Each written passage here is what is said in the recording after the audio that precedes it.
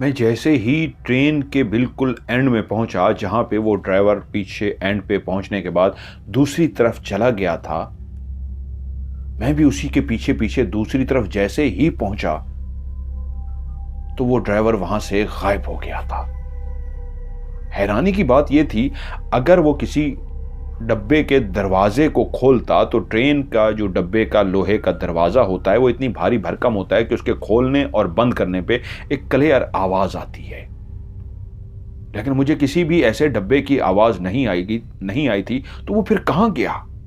तभी मेरी निगाह पड़ी, वो काफी फासले पे मुझे जाता हुआ महसूस हुआ। पहले वो मुझे नजर नहीं आया था, अब वो फासले पे जा रहा था। तो मैंने कहा, क्या ये दौड़ता हुआ वहां तक पहुंचा है? मैं फिर से लालटेन लिए उसके पीछे पीछे जाना शुरू हो गया कि मैं इससे बात करूं, ये क्या हो रहा है।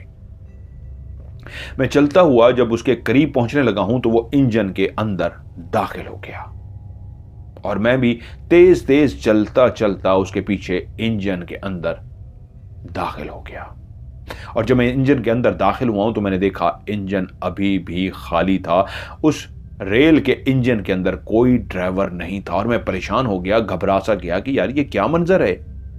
पहले ये पीछे गायब हुआ है, फिर तेजी से आगे आ गया है, अब ये रेल के इंजन के अंदर आया था, मैं भी उसके पीछे पीछे पहुंचा हूं। और जब वो इंजन के अंदर दाखिल हो रहा था, तकरीबन मैं भी पीछे पहुंच ही चुका था। उसके मेरे बीच में तकरीबन 5-7 कदमों का, 8-10 कदमों का फासला होगा। और जब वो अंदर दाखिल हुआ, इतनी तेजी से मैं भी अंदर दाखिल हुआ उससे बात करने के लिए, लेकिन इतनी जल्दी वो नीचे कैसे उतर गया? और जैसे ही मैंने इंजन को खाली पाया, वो इंजन में नहीं है, मैं भी तेजी के साथ दूसरी तरफ उतरा कि अगर कहीं वो उतरा है तो, लेकिन वो नीचे भी कोई नहीं था। तो मैं घबरा सा गया कि ये मंजर क्या है। उसी लम्हे मेरे कानों में एक चीख की आवाज आई। मैं दूसरी तरफ से जल्दी से इंजन से नीचे उतर गया। यह चीख की आवाज रेल के इंजन के पीछे जो डब्बे थे उस डब्बे में से आ रही थी।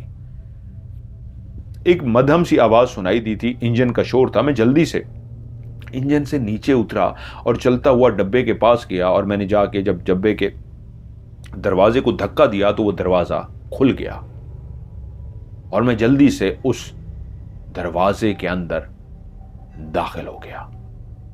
मैं जैसे ही गया, मैंने देखा सामने जितने भी ट्रेन की सीटें थीं या ऊपर स्लीपर थे, सब के सब खाली थे।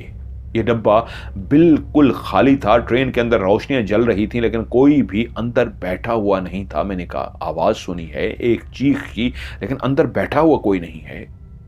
कि तभी दोबारा से चीख की आवाज आई, जिसका मतलब था कि पीछे वाले डब्बे से आई है। मैं इसी तरह भागता हुआ नीचे उतर गया और फिर पीछे वाले डब्बे में चढ़ गया और वो डब्बा भी बिल्कुल खाली था। मैं और हैरान हो गया कि ये डब्बा भी बिल्कुल खाली है, रोशनियां जल रही हैं, खिड़कियां सारी बंद हैं, दरवाजे बंद हैं, लेकिन चीख की आवाज इसमें से भी आई है। ये खुदाया क्या मंजर है कि फिर से मुझे एक चीख की सुनाई दी, जिसका मतलब है वो पीछे वाले डब्बे से आ रही है।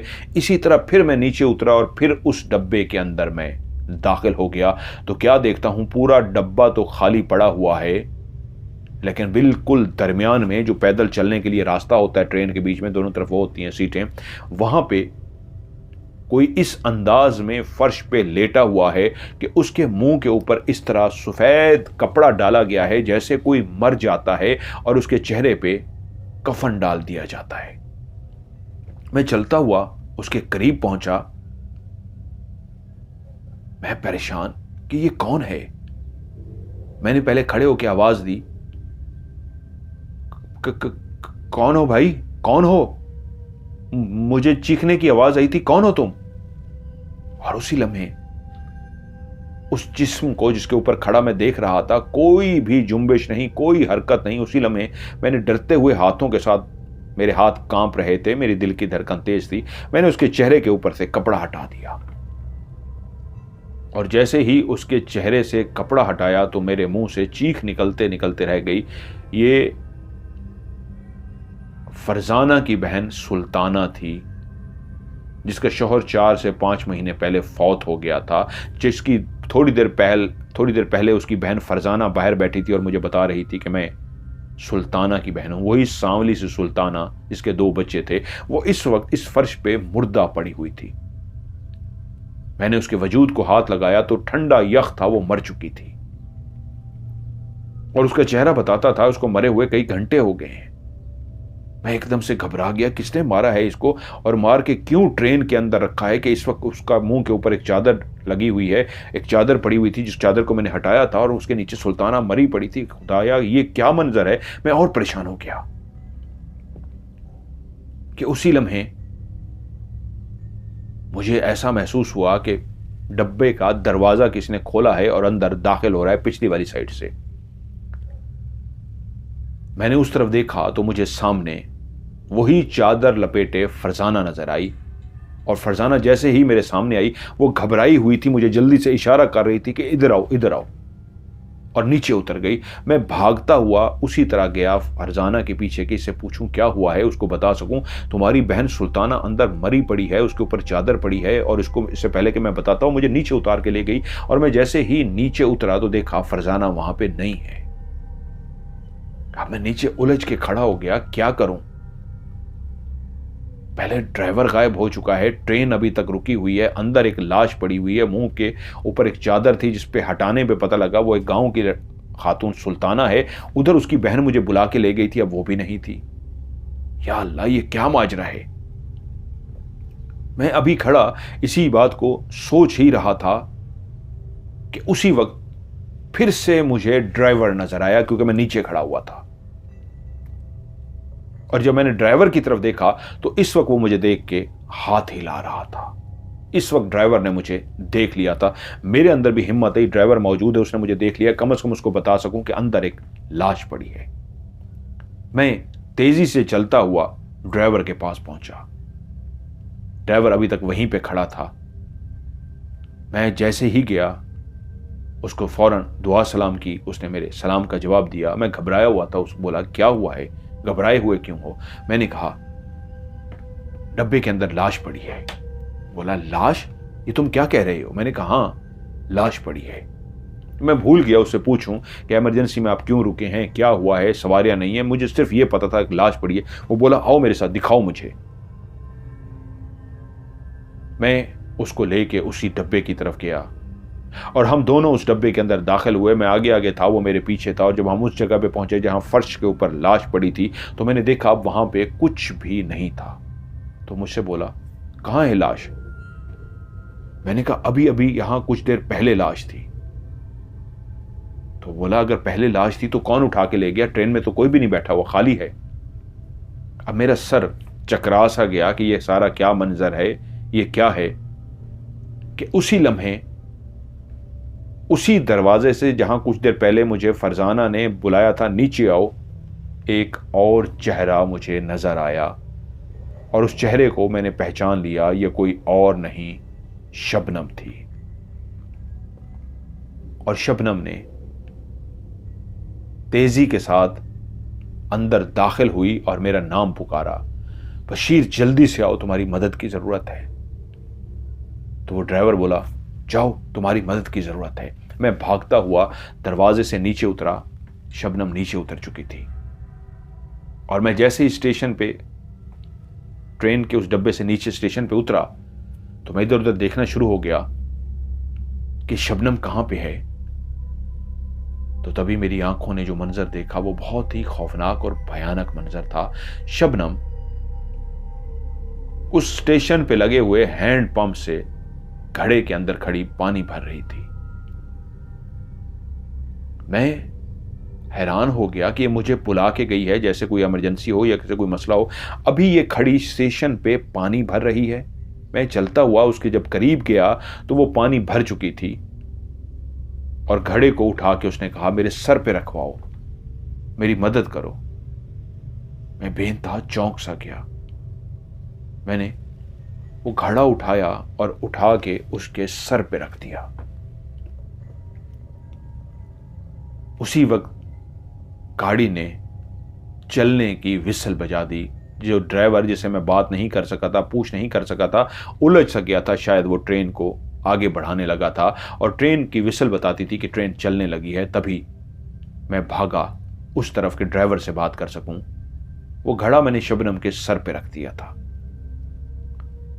लेकिन तभी मैंने देखा शबनम भी मेरे पीछे भागती हुई आ रही है। ट्रेन अब आहिस्ता आहिस्ता आगे बढ़ना शुरू हो गई थी और मैं भी भाग रहा था और शबनम भी मेरे पीछे भाग रही थी कि मैंने देखा शबनम मेरे पीछे भागते भागते इस तरह तेजी से भागी कि उसके सर पे रखा हुआ घड़ा नीचे गिरकर टूट गया। लेकिन उसने घड़े की परवाह नहीं की, वो भागती हुई बिल्कुल ट्रेन के सामने पहुंच गई और उसने छलांग मार दी। जैसे ही उसने ट्रेन पे छलांग मारी तो इतनी देर में ट्रेन उसके बिल्कुल जो करीब पहुंच चुकी थी, उसके वजूद को कुचलती हुई आगे चली गई और मैं खड़ा वहां पे लरज रहा था। ये क्या हो गया? मैं कपकपा रहा था। ट्रेन स्पीड पकड़ती जा रही थी, ड्राइवर रोक नहीं रहा था क्योंकि अब ट्रेन उसके वजूद के ऊपर से गुजर रही थी। यकीनन उसका वजूद 2 टुकड़ों में बढ़ चुका था। ट्रैक पे गिरने की वजह से ट्रेन के पहियों ने उसके वजूद को काट डाला था। अब ट्रेन गुजरती जा रही थी और मैं इस इंतजार में था ट्रेन गुजर जाए और मैं भाग के नीचे उसके मुर्दा वजूद को देख सकूं। और जैसे ही ट्रेन ट्रैक से गुजर गई, मैंने नीचे देखा तो नीचे कोई भी नहीं था। मैं घबरा गया कि ये क्या मंजर था। मैं शदीद परेशानी की हालत में वहां पे खड़ा रहा और उसके नीचे उस वजूद को देखता रहा। और फिर मैंने पीछे मुड़ के घड़े की तरफ देखा, जो घड़ा कुछ देर पहले टूटा था, वहां पे घड़ा भी नहीं पड़ा था और शबनम जो मेरी आंखों के सामने कूदी थी, उसका वजूद भी कहीं पे नहीं था। ये क्या मंजर है? मैं इस तरह घबरा सा गया और चलता हुआ जब मुड़ने के लिए जैसे ही स्टेशन की तरफ जाने लगा तो मुझे स्टेशन के अंदर से फरजाना चलती हुई नजर आई। मैं फिर से टटक गया। फरजाना ने वो चादर इस अंदाज में लपेट रखी थी कि पांव तक उसके छुप गए थे। पूरा वजूद चादर में छुपा हुआ था, सिर्फ उसका चेहरा नजर आ रहा था। वो चलती हुई मेरे करीब आ रही थी और मैं खड़ा लरज रहा था। मैं डर रहा था, ये सारा क्या मंजर है। वो मेरे करीब आई और बोली, आपने मुझे पानी नहीं ला के दिया। मैंने कहा, पानी? तुम कहां चली गई थी? शबनम को देखा है तुमने? शबनम? कौन शबनम? वो जो अभी ट्रेन गई थी। क्या हो गया है आपको? कौन सी ट्रेन? कौन सी शबनम? मैं एकदम से गड़बड़ा गया कि अभी ट्रेन गई है, शबनम गई है और मुझे याद आ गया कि ट्रेन के अंदर तुम्हारी बहन की मैंने लाश देखी है। वो कह रही, कौन सी ट्रेन, कौन सी लाश, कौन सी शबनम, किसकी बात कर रहे हैं? मैं हड़बड़ा गया, बहुत ज्यादा हड़बड़ा गया। ये क्या था? मैंने तेजी से मुड़ के देखा उस जाती हुई ट्रेन को। पीछे कोई भी ट्रेन नहीं थी, कुछ भी नहीं था। तो वो बोली, आपको सब खैरियत है ना, क्या हुआ है? मैंने कहा, मैंने ट्रेन को देखा जिसके अंदर तुम्हारी बहन सुल्ताना की लाश रखी हुई थी। कह रही है, मैं भी तो यहीं थी, मुझे तो कोई ट्रेन नजर नहीं आई। मैंने कहा, तुम तो यहां नहीं थी, मैंने पानी लेके आया हूं, तुम तो यहां बैठी हुई नहीं थी। उसने कहा, मैं अंदर वाली साइड पे बैठ गई थी, मुझे ठंड लगना शुरू हो गई थी। शबनम? कौन शबनम? जब उसने मुझसे पूछा तो मैं चौंक सा पड़ा क्योंकि मुझे सब याद आ गया। शबनम कौन थी? शबनम? इतनी देर में चाय आ गई। अब शाहजी बता रहे हैं कि वो वाकया सुना रहा है बशीर, जो रेलवे मुलाजिम है, और शबनम तक पहुंचा है। मैंने उनको इशारा किया, चाय रखते हैं। मेरे सामने और उनके सामने चाय के कप रख दिए गए क्योंकि सर्दियां थी और सर्दियों में बेहतरीन चीज चाय होती है। उसने चाय का कप उठाया, एक सिप ली और फिर से सोचना शुरू हो गया। मैंने भी चाय ली और मुलाजिम का इंतजार किया वो चला जाए। तो उसके बाद मैंने कहा, हाँ आप बता रहे थे शबनम, कौन शबनम? तो बोला कि इससे पहले मैं कहानी को आगे चलाऊं, मैं आपको शबनम के बारे में बता दूं। शबनम इसी रेलवे स्टेशन के साथ जो एक बंजर जमीन है, वहां पे ये लोग आबाद हुए थे। ये वो लोग होते हैं जो कभी 6 महीने साल के लिए आके आबाद होते हैं और फिर आगे बढ़ जाते हैं। फिर साल 2 साल बाद फिर से आते हैं, फिर से पक्कीवास इनको बोलते हैं। ये एक जगह पे आबाद नहीं होते। शबनम एक इंतहाई हसीन और जमील लड़की थी। वो एक गरीब घराने के अंदर पैदा हुई थी, एक ऐसी झोंपड़ी के अंदर पैदा हुई थी जिनके कभी भी घर एक जगह पे नहीं रहते, वो झोंपड़ियां चेंज करते रहते हैं, तोड़ते हैं झोंपड़ियों को, सामान अपने गधा गाड़ी पे लाद के फिर आगे ले जाते हैं, वहीं पे झोंपड़ियां लगाते हैं, कुछ अरसा रहते हैं, फिर आगे चले जाते हैं। मैं इसी स्टेशन पे मुलाजिम ही था कि मैंने देखा रेलवे की ही जमीन के अंदर बहुत सारे लोग आबाद हुए थे, जो पक्कीवास थे, जो झोंपड़ियां लगाते थे। अब उनको पानी की जरूरत होती तो वो इस रेलवे स्टेशन पे लगे हुए हैंड पंप के पास आते और पानी लेते। वहीं एक शाम मैं रेलवे स्टेशन से अपने क्वार्टर की तरफ जा रहा था कि मैंने देखा हैंड पंप के ऊपर एक लड़की पानी भरने की कोशिश कर रही है, लेकिन शायद हैंड पंप सही तरीके काम नहीं कर रहा था। तो उस लड़की ने मुझे आवाज दी। मैं चौंक गया और उसने मुझे कहा, आके देखिए ये काम नहीं कर रहा।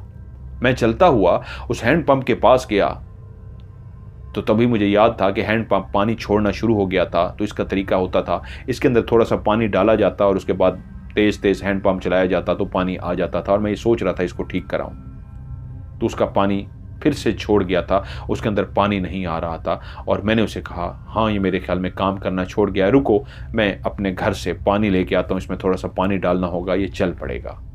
मैं उस हैंड पंप और पानी की तरफ इतनी मतवज्जो था कि उस लड़की की तरफ देख तक ना सका। मैं जल्दी से अपने क्वार्टर में गया और क्वार्टर से मैंने पानी भरा और पानी भर के लेके आया और उस नलके के अंदर डाल दिया। जैसे ही मैंने उस हैंडपंप को चलाया, थोड़ी देर के बाद से उसके अंदर पानी आना शुरू हो गया।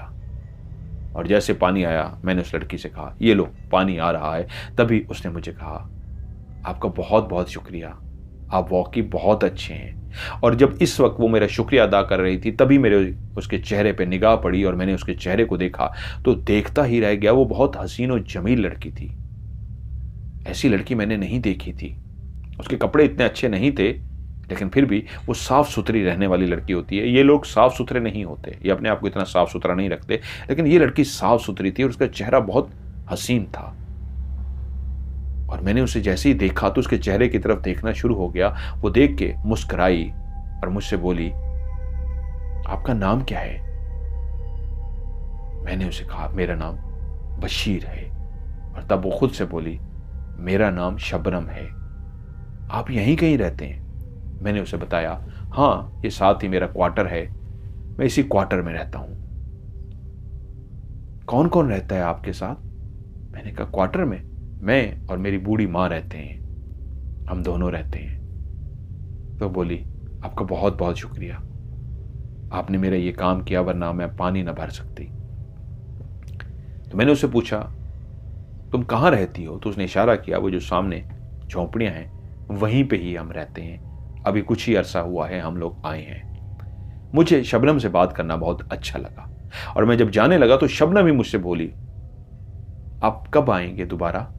मैं एकदम से चौंक पड़ा, दोबारा? मैं कहा, क्या मतलब? तो मुस्कुरा के, जो उसने दुपट्टा लिया हुआ था उसने दांतों में फंसा लिया और मुंह नीचे करके बोली, आपसे दोबारा कब मुलाकात होगी? और मैंने कहा, आप कब पानी भरने आती हो? उसने कहा, जब आप कहेंगे। तो मैंने उसे कहा, ठीक है, इसी टाइम कल मिलते हैं। और ये कह के मैं चल पड़ा। लेकिन उसी वक्त मैं एक शर्मीला था, कभी जिंदगी में इस तरह का काम किया नहीं था। उसी वक्त जब मैं वहां से चल पड़ा तो मेरी दिल की धड़कन बहुत तेज थी और मैं हैरान था। एक लड़की खुद ब खुद मुझे ऑफर कर रही थी, मुझसे बात कर रही थी और मिलने का कह रही थी। ये क्या हुआ है? वो पहली रात थी मेरी जिंदगी की जब मुझे नींद ना आई। मैं बेचैनी से करवटें बदलता रहा कि सुबह हो शाम हो और मैं उस लड़की से बात करने के लिए वहां पर पहुंचूं। मैं रात सारी सो ना सका। सुबह जाके 1-2 घंटे के लिए मेरी आंख लगी और शाम का इंतजार करते मैं जब वहां पे पहुंचा तो वो आ चुकी थी, जबकि उसको नहीं पता था। मैं पहले ही दूर से खड़ा देख रहा था और जब मैंने देखा वो आ रही है तो मैं उसके करीब पहुंच गया। उसने मुझसे दुआ सलाम की और मैंने भी उससे दुआ सलाम की और वो मुझसे बोली,